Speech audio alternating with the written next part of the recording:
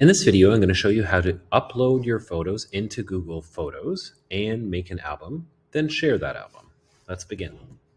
So I'm going to start. I'm in Google Photos and I've logged into my account. I'm going to go to Upload from my computer. And I previously selected these photos that we took on the field trip to the Royal Botanical Gardens. So I'm going to select these and import them. If you've got an SD card in, you can select it from the left-hand side and select the photos that you want to import.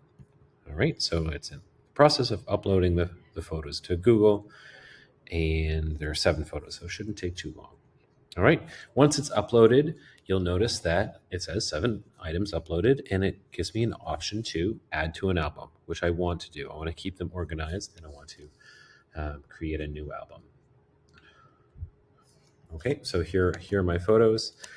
I'm going to call it RBG sculpture. You would call it whatever shooting challenge or assignment that you are using, and then I'm going to hit the check mark. Okay, now they're in an album.